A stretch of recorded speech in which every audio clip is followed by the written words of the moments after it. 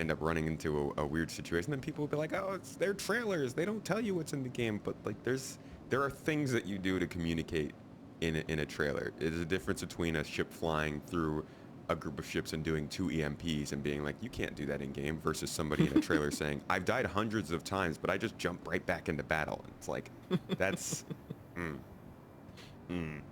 Well, But- to be honest though, that doesn't go against Death of a Spaceman. Death of a Spaceman didn't say you won't be able to respawn. It didn't, It but it just said says that that you would there's a have limit somewhere. problems respawning, right? Like they were like, Yeah. yes, you're gonna have DNA integrity, you're gonna have cybernetics, you're gonna have damage from your past life. And this dude's like, yeah, but I've respawned hundreds of times in this one battle, and there's nothing wrong with me. And that's like, Okay, but wait. Think about what you just said. Imagine if they did the opposite then. Imagine if they said, I've respawned thousands of times. Now I need to wear this exoskeleton that I pulled out the back of my thing, dude. and I've got this regenerated limb from people are like, oh my god, they've got exoskeletons and cybernetic implants in the game, and they'd be like, no, the marketing's lying to us yet again. they didn't- There's okay. another space worm. Instead of doing a video that is focusing on shooting and fighting like they do with everything else, show us a video of different people in different scenarios lifting heavy crates and getting one dropped on them, going into a mining outpost and blowing up a rock and killing themselves, somebody low flying and crashing into a cliff, and then show these people respawning with problems. You don't have to say those problems are already in the game, but like, this person is tripping as they get out of the bed. This person can't do what they were doing as long because now they have reduced stamina. Like, they could very easily give us a trailer that shows what Star Citizen offers, show why you would want to respond in certain situations, and not just focus entirely on killing other people.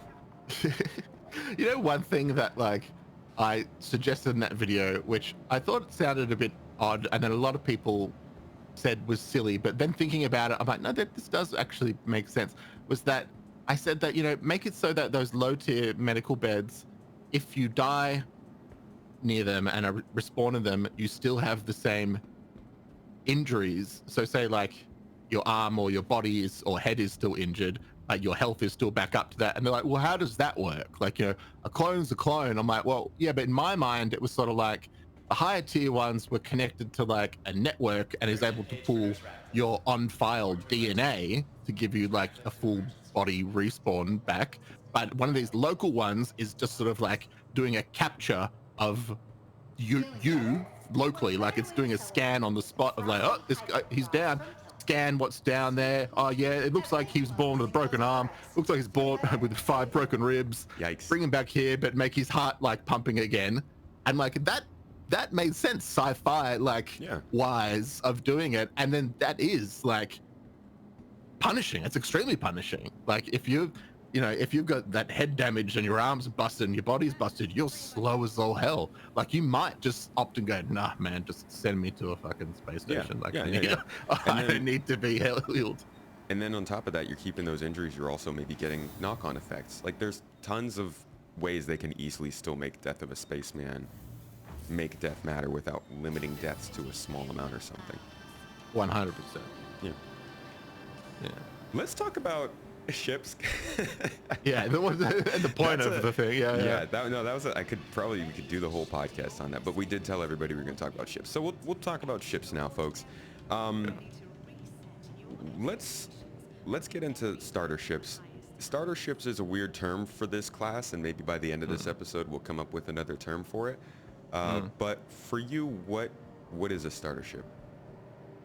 Yeah, it is important to describe because there is like what CIG refer to as a starter ship, which is literally like a pool of, you know, so many ships under $100, and they're just ones you can jump into some level of game, some form or level of gameplay, you know, at that starter amount, usually packaged with the game bundle. But really, it's usually any ship that's probably around like the 150 and lower mark, you know, can be easily piloted solo. So like anything from like the Cuddy Black is kind of seen. Would you say that do they consider that a starter ship? I don't I guess think that's probably they an call it upper a tier starter ship. Yeah, it's getting into more of the multi-crew gameplay, kind of, which, you know, that could be part of the definition. Do you think starter ships can be multi-crew? Yeah, I mean, I reckon anything up to like a constellation could. I mean, that's like the constellation is like a real deluxe kind of starter ship, in my opinion. I think, but yeah, I mean, it's what you start with, really. Like, what ship can get you in and around and doing stuff. I think Okay. it is that. But I think if I was to talk to people in general, I probably wouldn't. I don't know. I probably morally wouldn't suggest that, just because it would imply that they have to. If it's what you're starting with, it implies that they're spending real money on it. So I'd say something that's reasonable, like reasonably like priced, if they're spending real world money, which I guess they kind of would technically have to. Yeah. But yeah, it's a tough one, because Yeah. you don't want to like tell someone, oh, for a starter ship, yeah, go spend $250 Yeah. I honestly, for I tell something people, because they're starting. Yeah, like, I'm telling people, don't go over the price of a regular console Game. release game. Yeah, 70, 80 yeah. bucks at this point. Yeah, I would never suggest anyone that if they wanted to get into the game to spend like more than, you know, like you said, like that amount, like the $50-$60 mark. But then again, like once you get into the game and you've made a little money, you know, and then you buy your first ship and then you start using that a whole bunch. In many ways, that's, you know, could be a starter ship. It's probably what you start. I kind of see it's the ship that you use to start your empire with in game. Okay. Yeah, I reckon when you really start like getting to thrive and being to access the most amount of kind of missions. So yeah, there's like two levels of starter ship. I reckon one's like the one that you get when you actually just get the game. It's the one that you become bundled with. We could talk about what the best ones that come bundled with the game are, but then there's also, you know, it's like, what's your second ship, you know, and then what's that one that you're going to use to then be able to live, you know, if Star Citizen is the everything star game where you're supposed to live the space sci-fi, you know, dream of your own choosing, then it's the ship that you pick to kind of start that adventure with. I think that's where really people start showing their individuality of how they want to play something.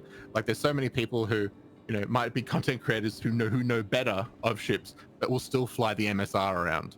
Like I still fly the 400i around. There's really no reason for me to be flying that thing. It doesn't have like, you know, super good weapons, doesn't have the best like cargo and everything. It still takes a little bit to kind of get in and out of, but it with like the silver paint that I really like, I feel like it's yeah, I feel like it's my hero ship kind of in a lot of instances and stuff, where I can kind of, you know, there's that little tinge of role play kind of going on at the same time. My belief is that don't fly a ship for its numbers. Fly based on how it makes you feel. Like, I don't think I'll ever fly the best ship for whatever it is I'm doing. I just want to feel cool. Like, I want to be in space flying a cool spaceship that I think looks good, and that the interior is nice. But when it comes do you find yourself flying? C1, Like almost C1? constantly now, yeah. Before that, it was the MSR. I like the styling. I think what originally got me into the MSR was how much. First of all, it's the size, and we'll get to that as we go through the whole, you know, what makes a good ship. But first, it was the size of the MSR, the styling on the outside, but ultimately on the interior really reminded me of, God, I can't even remember the name of the ship, but the first ship you start on in Knights of the Old Republic. I got a lot of nostalgia from that because of the way that they separated like the walkway from the wall. They used a lot of like hexagonal shapes. There were light strips down the side of the walls. Let me know if there's anything I can help you with. They just it invoked it has a feeling. tremendous storytelling. It has great storytelling, that ship. And 100%. I definitely like that it had you might want to check space for a vehicle and cargo and stuff, but ultimately I was not flying the MSR for what it's good for. And the C1, I think it's meant to be a good daily driver, but I'm flying that because of how it makes me feel. And I it wouldn't looks say it's good. a starter ship either. It looks good. Like it it has some of that, like what I was saying, like the story feel. Like you feel like you can um see yourself going on a proper space sort of adventure with it. It does enough of just everything that you kind of need a ship to be able to do. You can Yeah. store stuff with it, you can go pick stuff up and all that. I think I find myself people hate when I glaze on this ship because not everyone can get it. But the F8C Lightning, like I take if I need to just get somewhere, I take the F8C Lightning because it's super easy to get in and out of. The quantum drive's really good. Like get into any like scuffle or like shenanigans, like you can definitely blast your way out of it. And yeah, I can just get to stuff. And if I need um to like do anything more specific, I've got like specific ships, like tailored for like niche stuff that I Yeah. can jump in for. So when it comes back, going back to these starter ships, and the more we talk, the more I'm thinking starter is just a bad term for ships. Yeah, it's tough. It is, because there are clear starter ships. There are your $45 game packages, your Aurora, your Cutter. Even that's not 45, but like your Aurora, Cutter, Pisces, Mustang, like those very small and basic one-person ships. But then there's also something like a Avenger Titan and 100i, and then you go up a little bit further, and like you said, you've got the Cutlass Black, you've got the Nomad, the Hull A. All of these ships could be seen as starters by different people, and I guess the best thing is to like pick a criteria kind of that you meet to say what is a starter ship. I personally prefer something that is made dedicated for one person. Like I wouldn't consider, I don't even think, are there any dedicated sort of two-person ships that are less than $100 in this game? Let's see. I'm opening up the store right now. All right, let's do two things. Let's go through the game package Okay. page ships and talk about these ones here, and then I reckon we can then look at like what your second ship, like the options for that sort of thing might be, like if you were gonna in-game buy it, or maybe later on they wanted to upgrade their ship in general.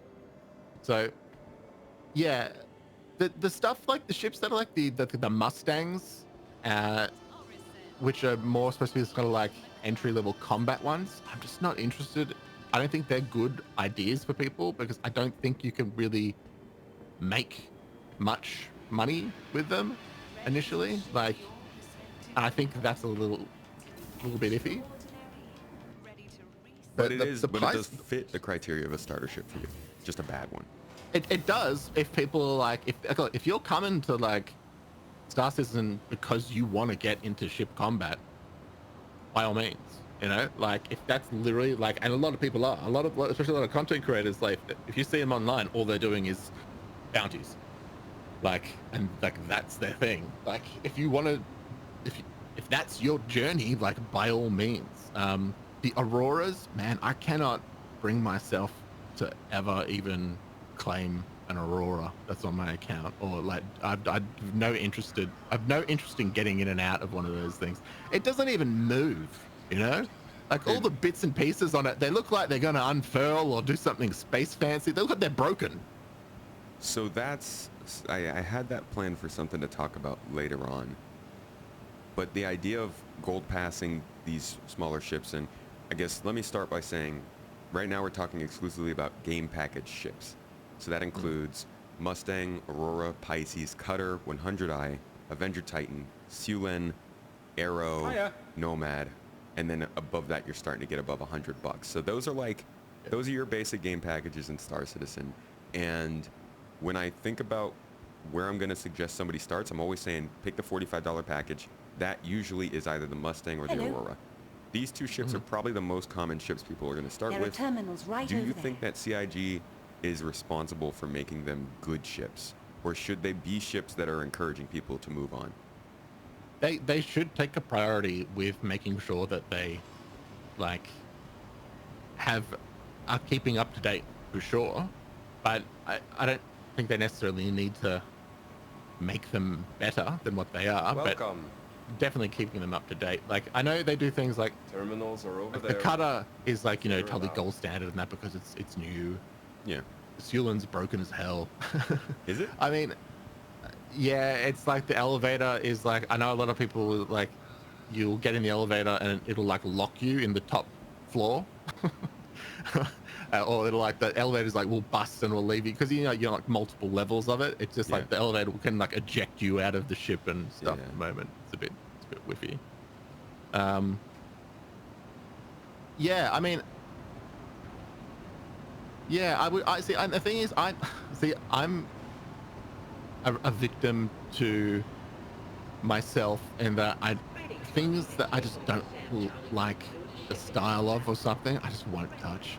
And so things like the Avenger Titan and the 100i, not interested in the Aurora, not interested in I didn't like the Nomad for the longest time, and I'm still a little bit iffy about it, but it is really a good, for what it does, it's really quite a good starter at the moment, just purely because it has a phenomenal amount of cargo size for the size of the thing. And it's got a little tractor beam, it can kind of get around really easily. But yeah, that like the the Venture Titan and the 100i look too much like actual ships in like the real world, and so I'm like, it's not sci-fi enough. I'd prefer someone get like a Pisces over those or something. Okay. What is Really, it? I think sorry, No, go ahead. I was saying really the cutter is probably There's nothing else in the back room. the best starter. If you're not just immediately going to go after like just bounties and be like shooting people and stuff, I feel like the cutter is like allows you to access